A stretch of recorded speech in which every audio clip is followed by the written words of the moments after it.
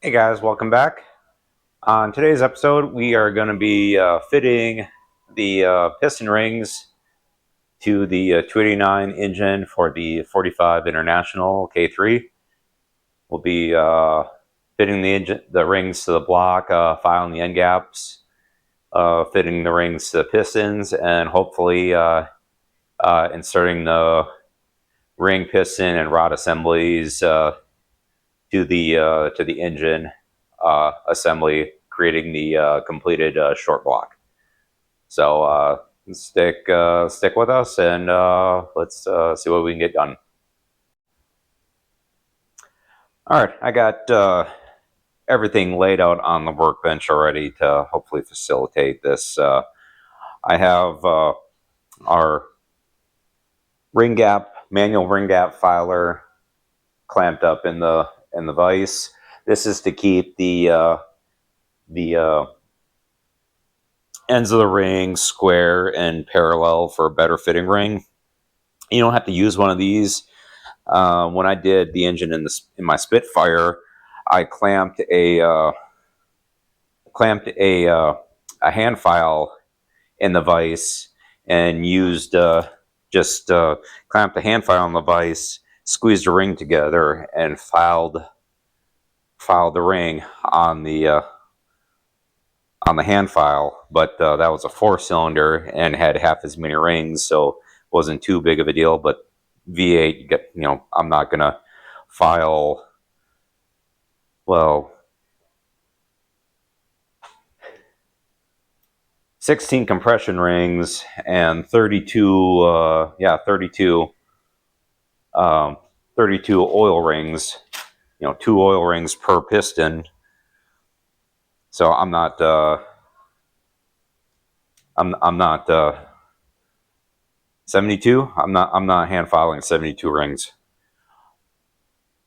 Got one. I'm only gonna demonstrate one piston for on camera because that's just gonna be tedious, and it'll make this like a 4-hour video. So I'll go through the procedure for one piston, and then cut the video, do the rest, and then come back for inserting the piston.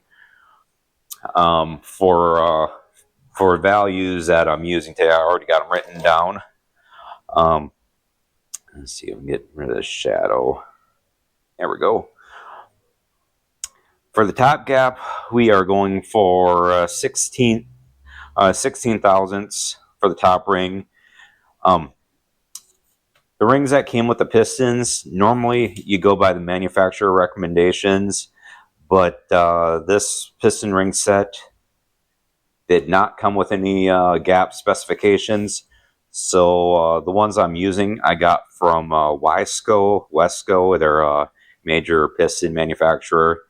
So it came out to 4 thousandths times bore diameter for the top, 5 thousandths times bore diameter for the second ring, and 4 thousandths times bore diameter for the oil rings. So for a 289 nominal 4-inch bore, even though we're at a 4030 bore, rounding still came out the same. So 16 thousandths for the top ring gap, 20 thousandths for the second ring, and then 16 thousandths for the oil ring.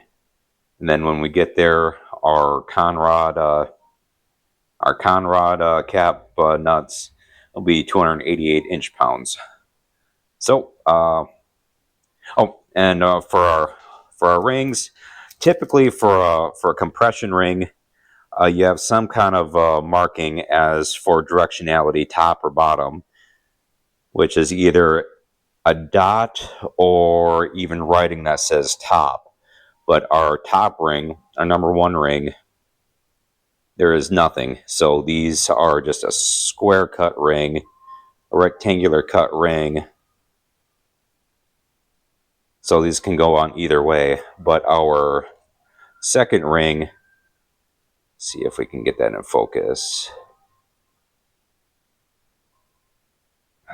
Turn this light off.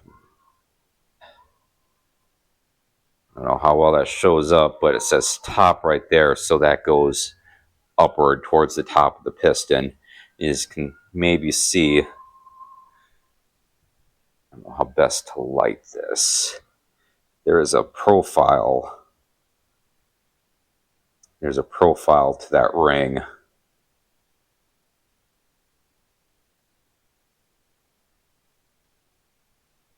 So that makes a difference. But your oil ring is just, well,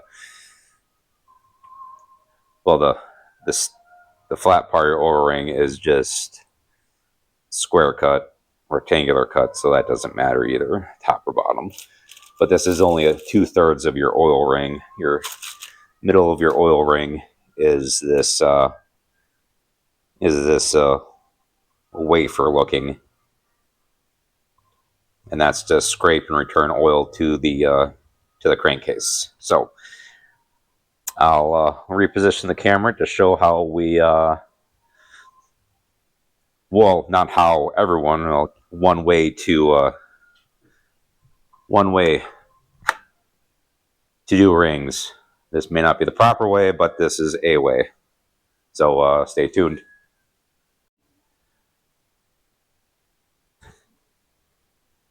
All right, got you repositioned, looking down at the cylinder. I would have rolled it over so you're looking straight on it, but my cheap engine stand doesn't work that way.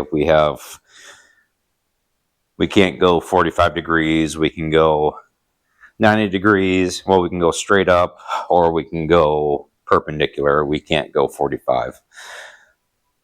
All right, I got the feeler gauge set for 16 thousandths for this top ring.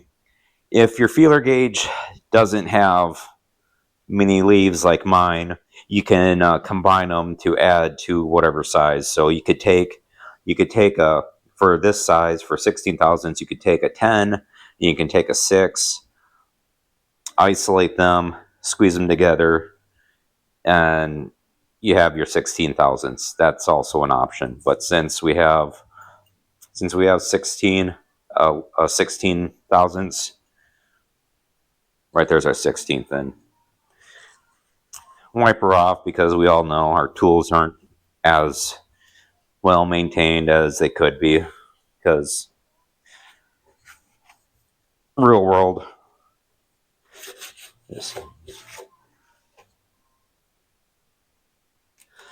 Now there's proper there's proper fixtures that you can get to properly square this off, but the piston works just fine. Just push her down and square it up. On the piston, these flats here, right there and there, if you get those kind of flush with the deck, just feeling, that's fine. And we're tight. I don't know how that, I'll pull off. Okay. As you can see, there is a gap there, but we are tighter than 16.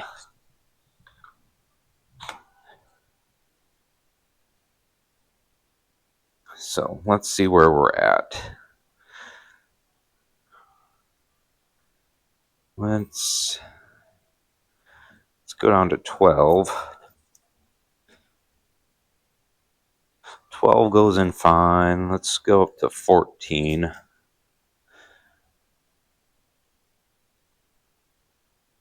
12 doesn't go in, so we're probably a 13 thousandths gap. 12 is loose. Oh, 14 now goes in. I must have been holding it at an angle. So we're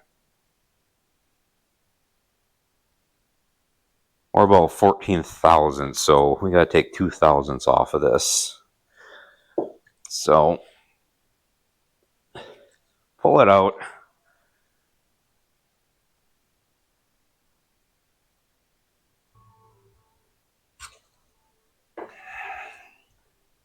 See if we can do this in.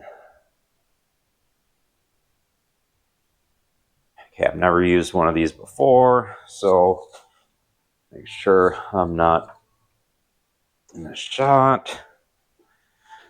Okay.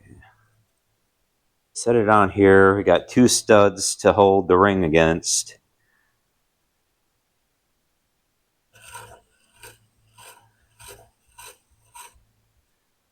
And take even amount off of each side and turn it so the disc is pulling the ring into, so turn it down so the force of the wheel is pulling the ring onto the platform.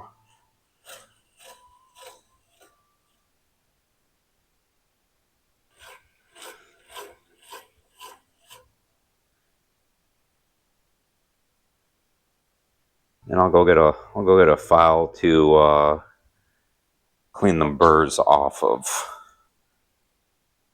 the edge after we get done filing. All right, filed whatever burrs may have resulted from our grinding. Yeah, I know this rod should be flopping back and forth, but the wrist pin bore in this piston are not exactly round because of the economy nature of these pistons. But I checked it with the thermometer. This piston only has to be heated up to 100 degrees for this rod because it moves without excessive force. To get this to move freely, this piston only has to be heated up to about 90, 100 degrees, which is, yeah, I'm not too concerned with it. And in time, it will wear in. That's not the best, but yeah, that little bit of grinding we did, we have a good 16 thousandths. So that's number 1.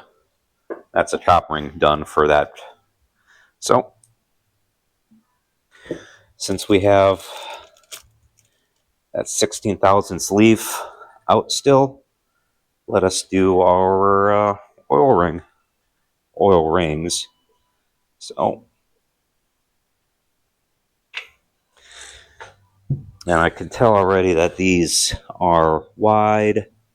Yeah, that's wide. No need to gap that. Oil rings, there's low chance that you're going to have to even touch oil rings because they're not holding any compression. Your gap is mostly for compression. Yeah. I just want to make sure. Yep. Oil rings are fine. And now 20 thousandths for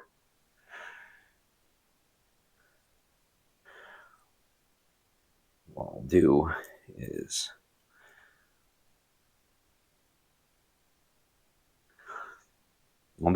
I'll just have them fanned out.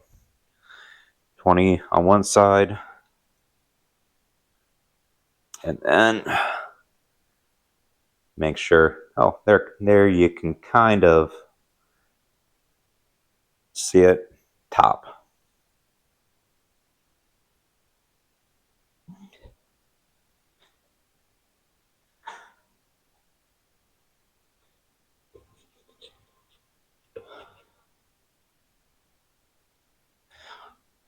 Make sure, just try to get as square as possible. I mean, you can get anal about this, but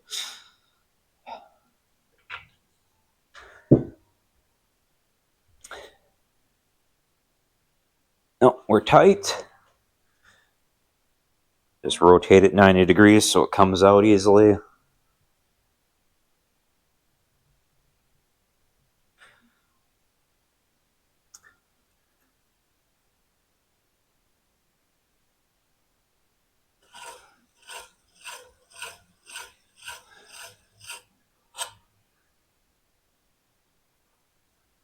What I'm doing is, I don't know if this, like I said, it's the first time I ever used a hand grinder like this. I'm grinding until, see if you can see that, because as made, they have this black, I'm assuming it's an oxide coating to keep it from rusting on these cast iron rings.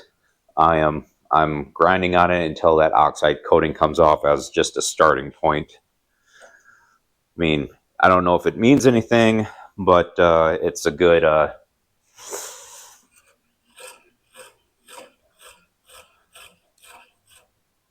starting point. Like that took off half of it.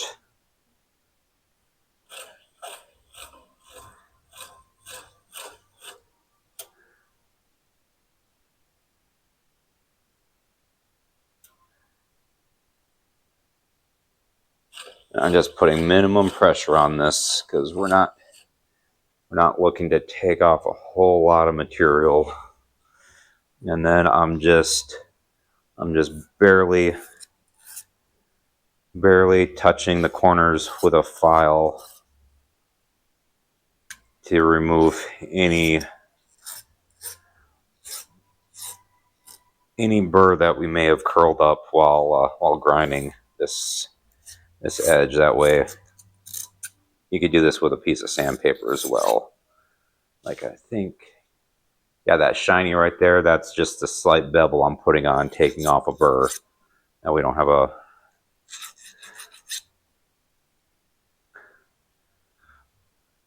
a sharp edge. It also gives us it'll result in a more accurate reading because lack of that sharp edge. Yes. My head was in the way, didn't reposition the camera. So we'll ring back in, push it down, get it lined up. Yeah, I don't like that. Ideally, what you do in that situation would be push that pin out and hone out those bores, but you run the risk of damaging that piston, damaging the piston and damaging the rod, and having to replace them both.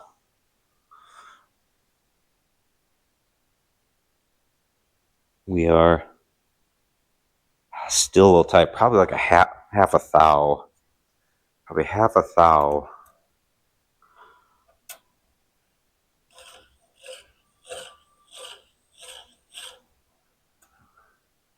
On this ring.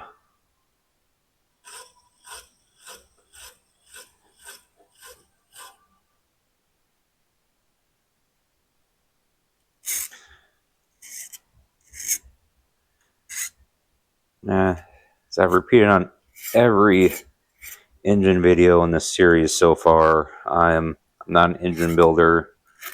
I have a reasonable, and I'm not a machinist either. Not an engine builder, not a machinist. Just I'm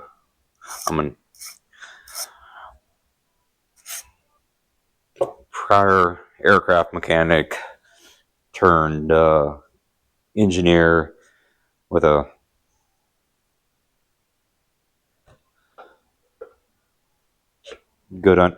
reasonable understanding of concepts and theories. But if you hold yourself to tolerances, you should be okay.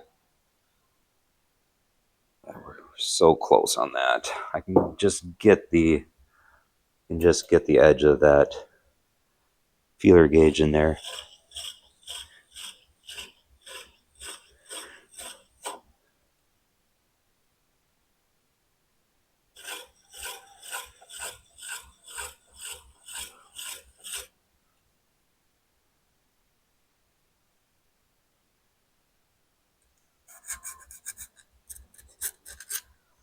Oh, and I don't know if I mentioned it. The material for these rings are just cast iron. They're just a basic cast iron ring. So just essentially a stock replacement ring. And the only thing really performance about this build is the camshaft. Yeah, basically the camshaft. Intake manifold we're putting on. And I guess you could call the flat top pistons. The valve reliefs are common for all 302 289s. so you're not crashing your pistons into your valves. But yeah, it's just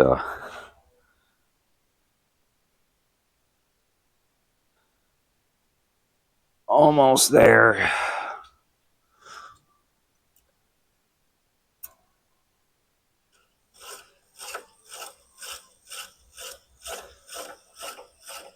This grinding wheel doesn't exactly run true, but this is definitely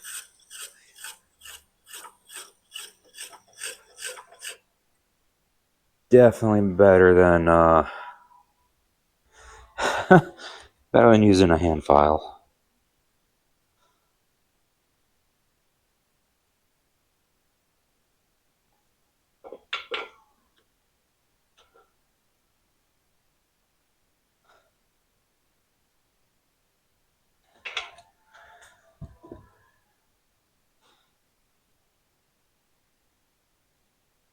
There, 20 thousandths. All right, doing one piston at a time. So for ring installation, just gonna follow the kind of follow the manufacturer's instructions. Gonna put the oil ring in first. It says to spiral on the oil ring first, and then the inner ring.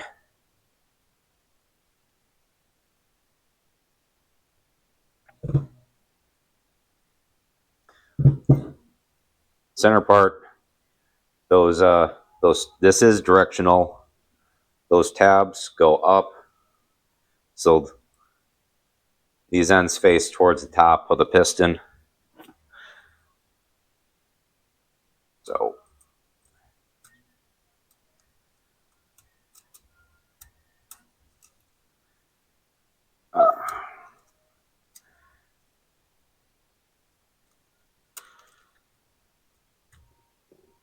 what's going on here?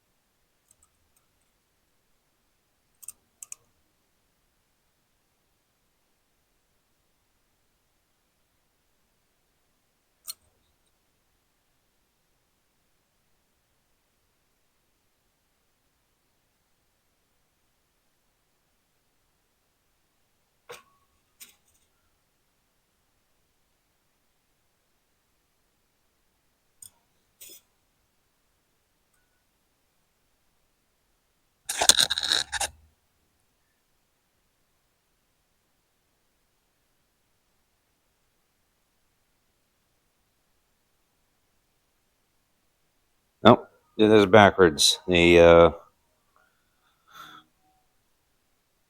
spacer goes in first. My bad. Okay, the spacer goes in first, and I just put that in backwards. So spacer goes in first.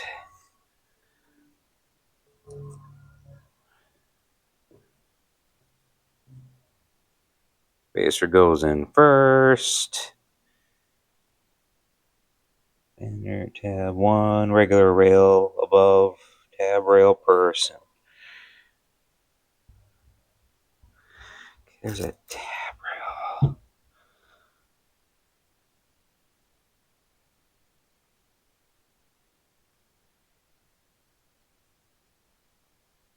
It's talking about tabs.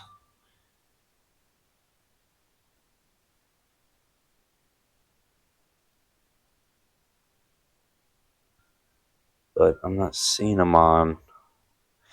Yeah.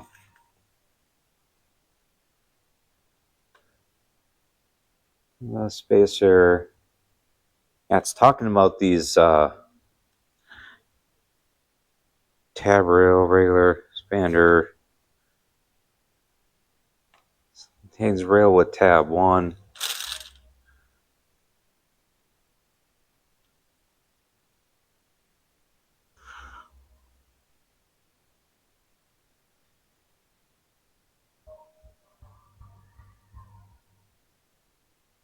One rail and one tab rail.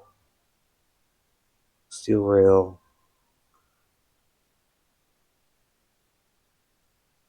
That doesn't have a tab rail.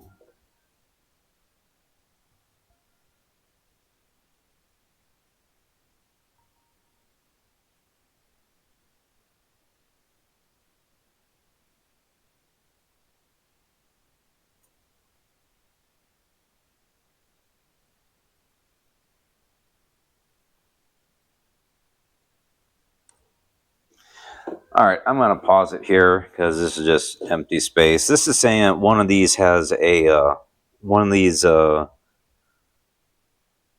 rings for the oil has a tab for anti-rotation purposes, but I am not feeling such things. So I'm going to pause it here and feel all these oil rings. So bring it back. Okay. The instruction set with this set of piston rings says one of the flats for the oil ring has an anti-rotation. Well, that's not English. Has an anti-rotation tab. This particular set does not. All the flats are identical. So the expander goes in first, and then a steel gets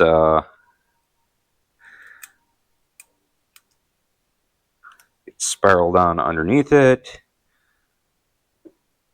and then a steel gets spiraled on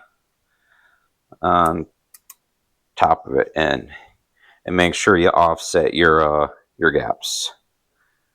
And there's an oil ring. Oh, disregard the discoloration. That is the remnants of one of my gloves. My handle, trying to figure out this wrist pin ordeal after heating everything up and installing that wrist pin. That's from my glove melting to the piston. All right. Next is our second groove ring, our second ring.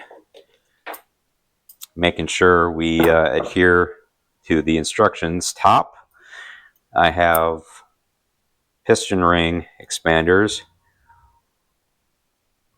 Just hook them. You got a flat side, got a not so flat side.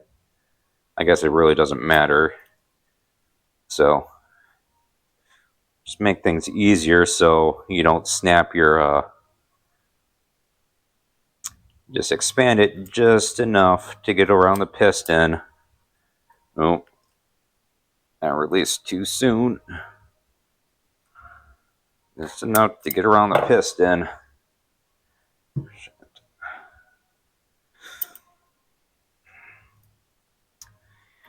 Because there you go.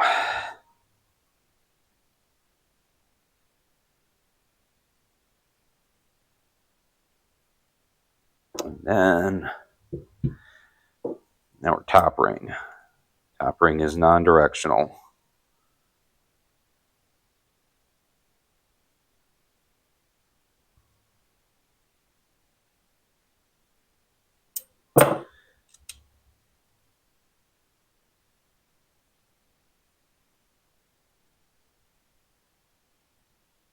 Yeah, and we have one complete. And you want to offset your ring gaps. Put one there.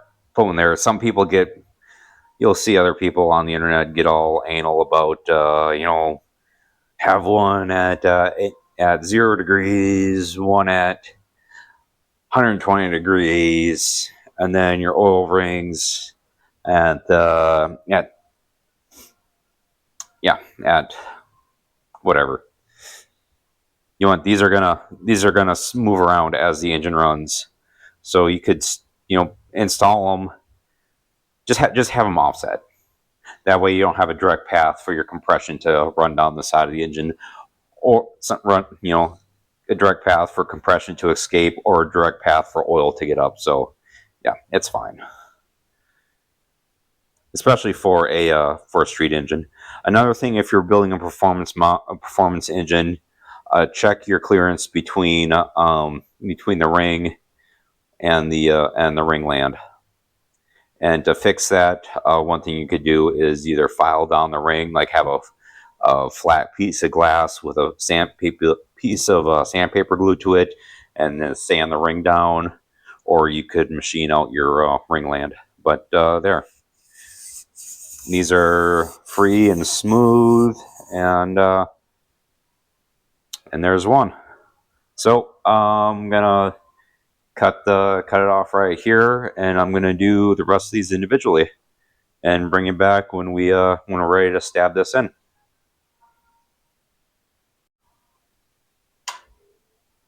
All right, we're back. I sized and fitted the rings to all the pistons. That rotary piston filer, that's a game changer. That's well worth the $20 I spent on Amazon for the cheap one. The rings for this in this kit, they were pretty uniform. Got to the point where I was able to the top ring, I was able to file those about 12 to 14 rotations on each side of the gap. Got me to the 16 thousandths, and then 16 to 18 rotations on each side of the gap got me to the 20 thousandths for the second ring. So that actually went really quick on the remainder of the cylinders. Here I just wanted to demonstrate like the stiff wrist pins, like why I'm not too concerned with these. I mean it does move. I'm not having to put a whole lot of force into them, but just to show you how these loosen up with temperature. Right now we're ambient. Use my infrared here. We are 53 degrees right now, but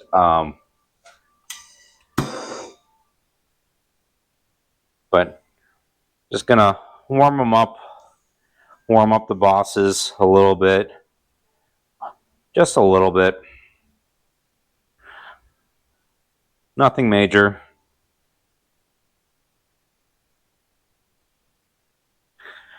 Because when this thing starts and is running, this thing is going to have all the heat of combustion on the top, and then through this oiling hole in the ring, it's going to have oil spray hitting the wrist pins.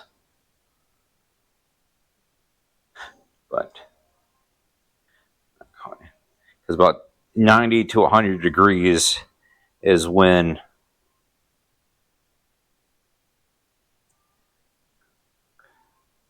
these loosen up. And this isn't the only piston. Like if it was because this is the first piston I screwed up on, no, there's about 3 of them that are snug like this. And these are just economy cast pistons.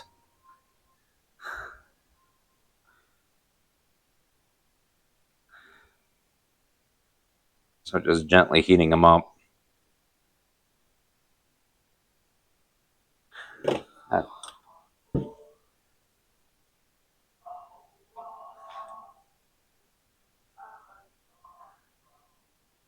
Yeah, this side is about 94, and you can see there's still a little bit of a tightness, and it's cooling down quick, but we are considerably looser. So that is why I'm not necessarily concerned with how stiff those wrist pins are. Is it ideal? No, but eventually, like with break-in,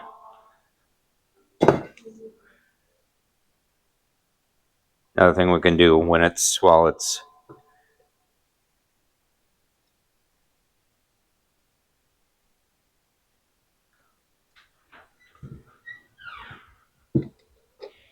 we can work oil in here while we have it expanded.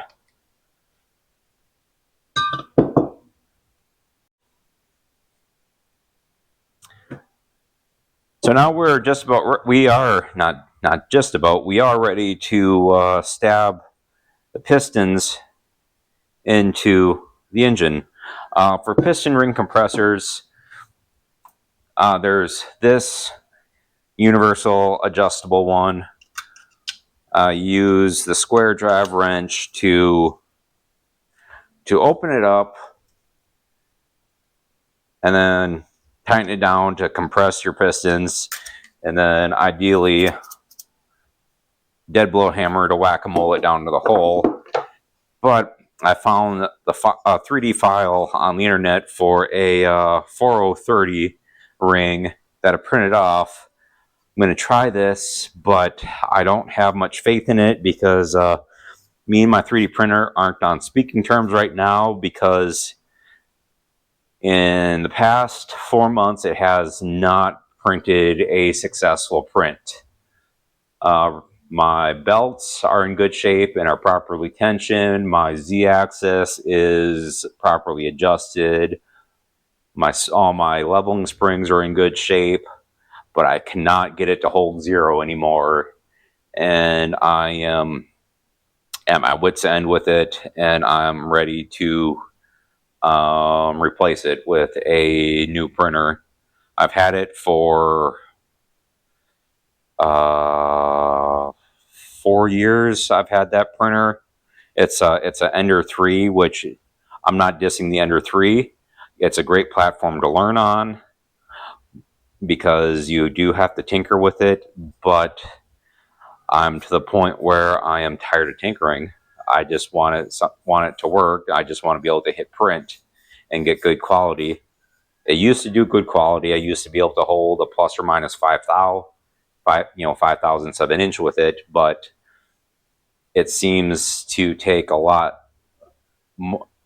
Lately here, it seems to take a lot more effort to get that level of quality out of it, and I'm tired of it. So this ring will sit on the cylinder deck, and you drive the piston through it, but it's tighter on the piston, so I don't even think this is going to work because it's tighter on the piston and it's supposed to compress the rings as it goes through. But as you can see, it looks like it's just going to crash into them. It doesn't really give much lead in. There's not much of a lead in angle. So I don't even think this is going to work. I don't even think it's going to try. I don't even want to try this. This looks like it's just going to break a ring or break a piston groove. I should just drew up my own and printed my own. Yeah, because it has, like, right here is where that lead-in angle is, and yeah, it's not enough. It's not enough. So we'll go with this one. This one's damaged a little bit from using it on my Spitfire because that has recessed cylinders. So it took a bit of damage, but we can, after we tighten it up, we can actually use that bottom edge. Because using this edge, that little bit may cause the springs to pop. So I guess we're using that old piece of garbage. This would have been nice. This would have been easy.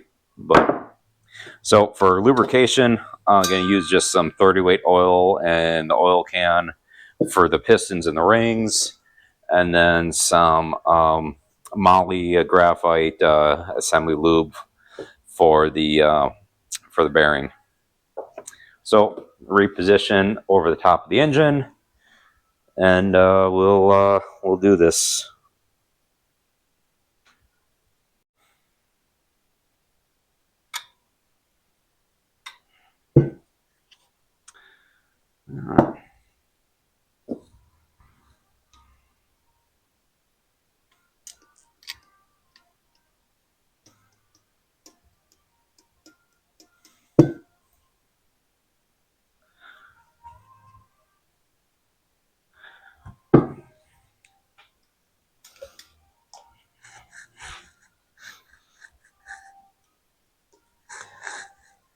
Yeah, I'm going to try that ring first. I'm just going to lube up this cylinder.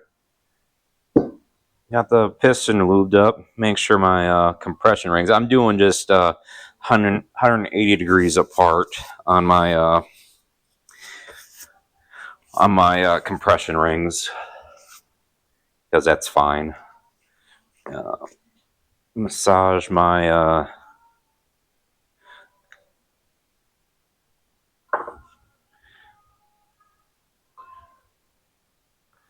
should see if I have any fuel line or vacuum tube to throw over the end of those.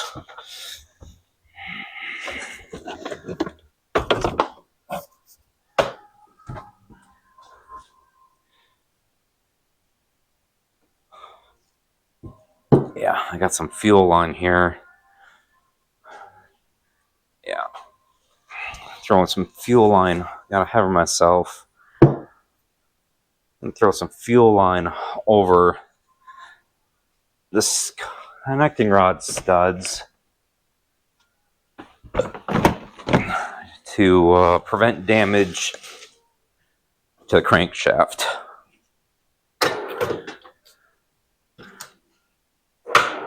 Wire cutters.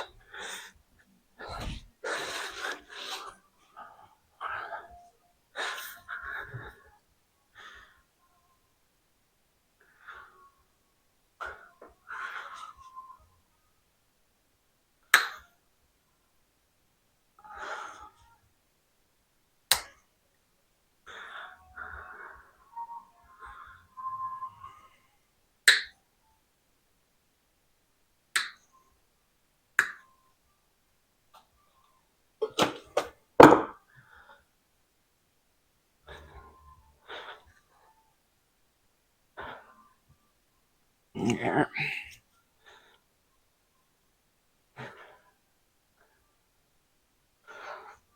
There. There. Yeah, just flip some fuel line over the conrod studs. Both it'll help guide it over the crank pin, and it'll protect everything from damage. Now we throw a little bit of semi-lube.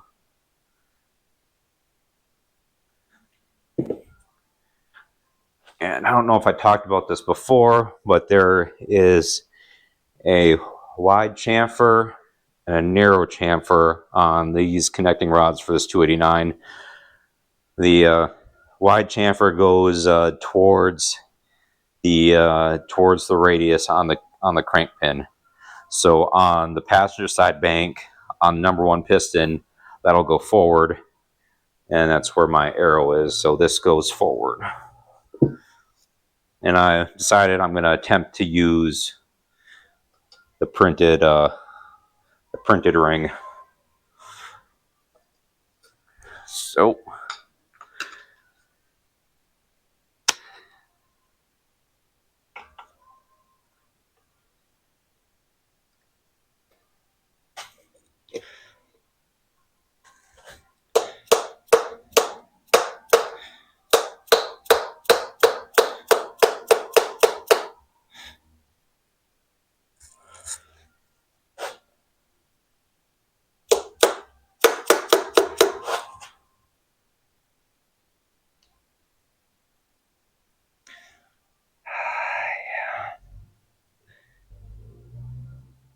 yeah, that's not going to work. There's no lead-in angle on this. It got the oil ring just fine, but there's no lead-in angle. Not enough of a lead-in. This thing would have to be like twice as tall.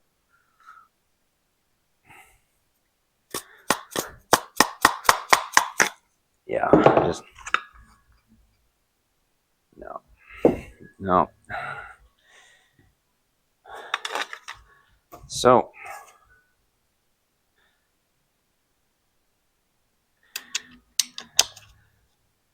using old universals.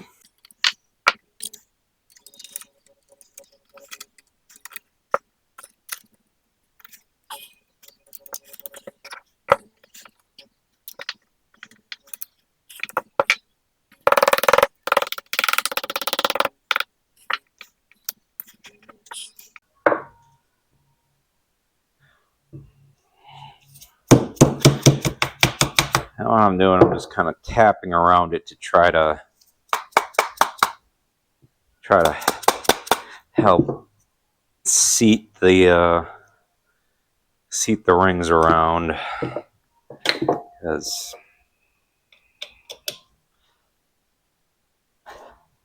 all right, and that's what that looks like. It just use a T-wrench, and you just tighten it clockwise to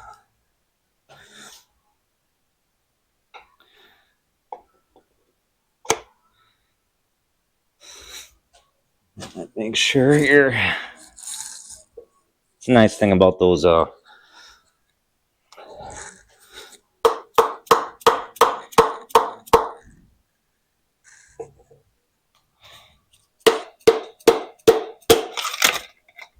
there, right in.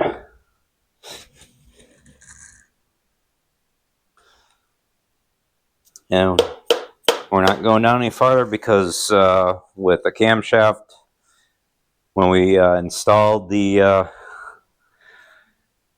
timing set, we were at top dead center for that number 1 cylinder. So we are in. Now let's roll this over.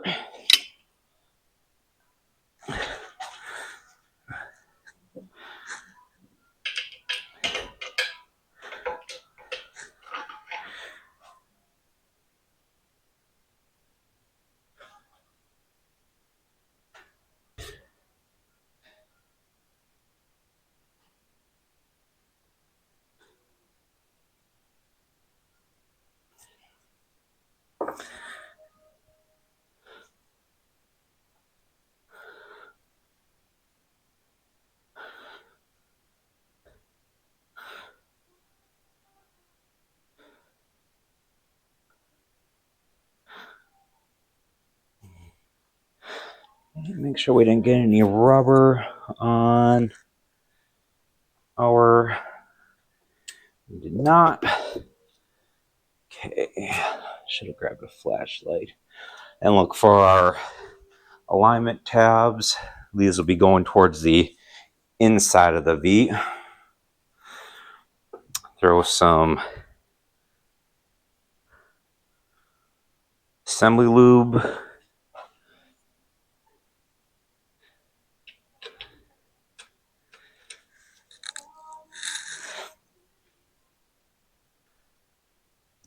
Hold the nuts on.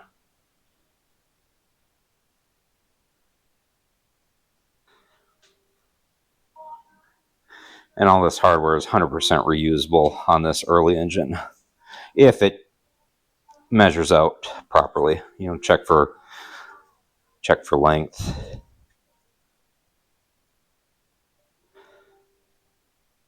Oh, I'm gonna need an extension on this.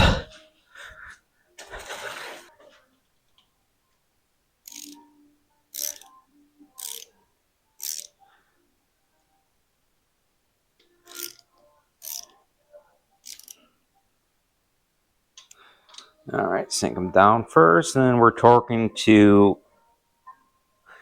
Let's get this. Wait, did I? 288 inch-pounds or 24 foot-pounds. So there's 250, 60, 70, 80. Let's go 285. But may have over torqued that.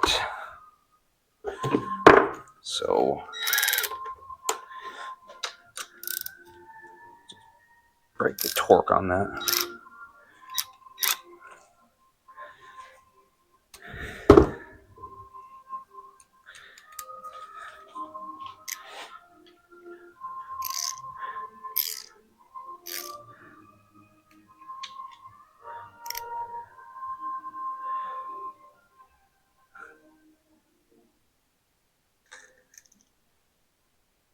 Double checking, 250, 680, 70.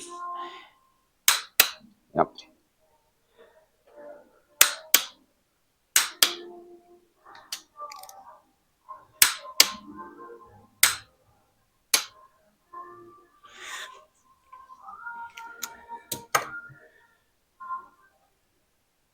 All right, there's number one piston in. I need to find the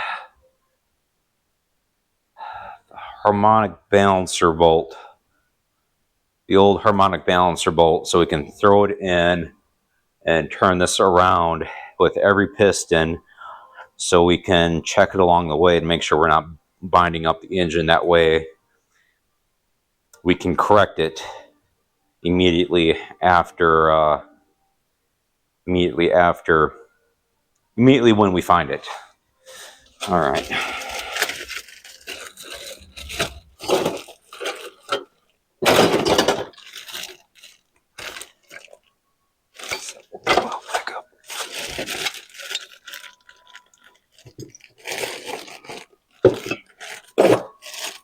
Manifold, or exhaust manifold, external fittings. There we go.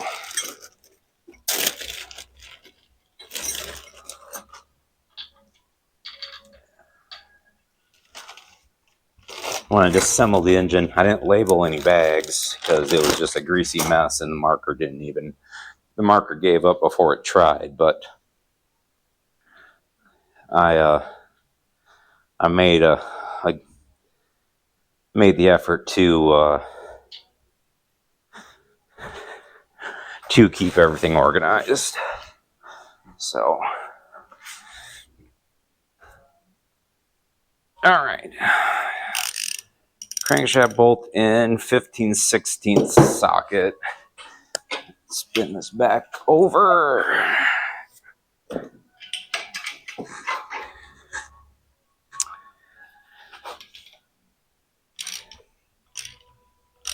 And 0 and no effort. All right. Well, I should have done it the other way around so I could see the position of that crank pin, because I'm going to put the number 5 in next.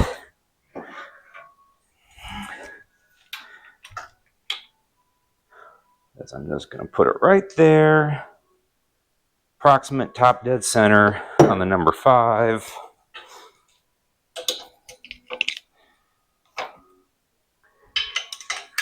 And I'm just going to keep going down.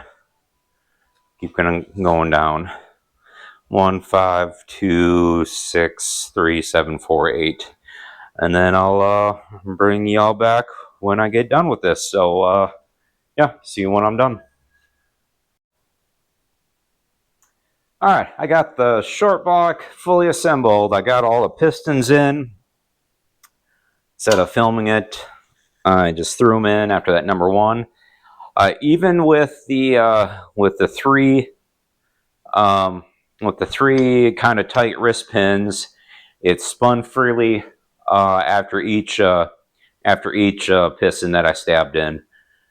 So yeah, after each piston, I spun it over at least twice, 2 full revolutions of the crank, just to make sure that we didn't bind anything up along the way. And the idea of doing it after each piston instead of waiting until the end That way we know if it locks up, we know what the culprit was. It was the last piston that we installed would have been the culprit.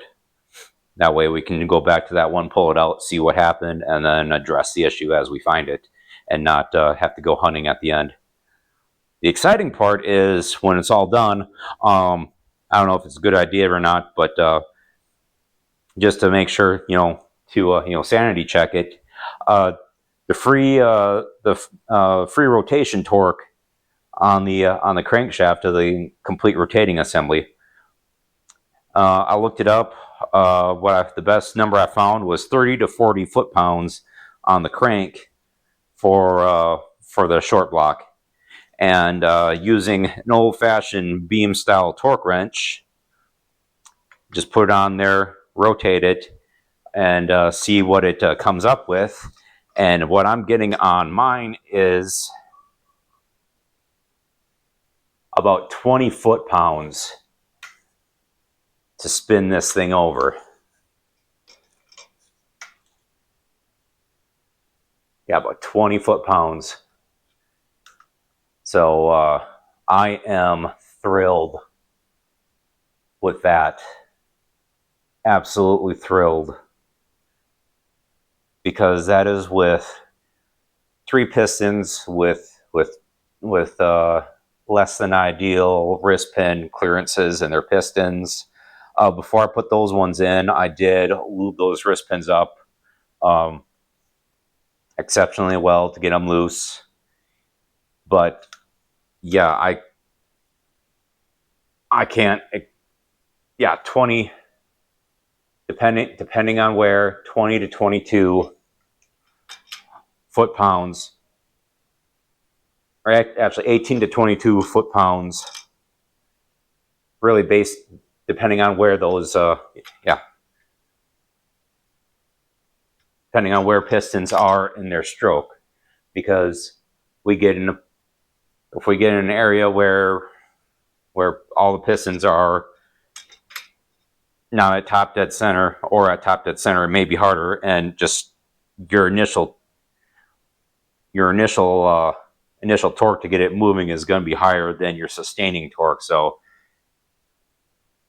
yeah, our initial torque is 22 foot-pounds, and our sustaining torque is at 18 foot-pounds, which is all below the 30 to 40 that the book calls for. And that, taken in with all of our bearing oil clearances being, they were between 1.5 and 2 thousandths of an inch, 1.5 thousandths and 2 thousandths of an inch. This running torque, this rotational running torque of averaging 20 foot-pounds. Yeah, this is gonna, I don't want to count my eggs before they hatch, but this is,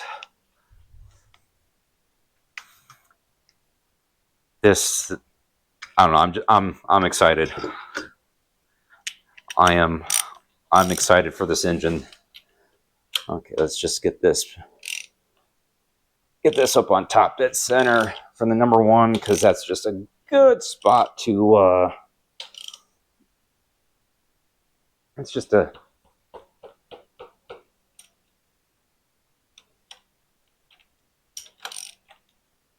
that's just a good spot to park things, because yeah, that's just a good spot to park things, is top dead center on the number 1. Because the next actually the next step is going to be getting cylinder heads on this. And do it today, but it's kind of late. It's quarter after 4. So yeah.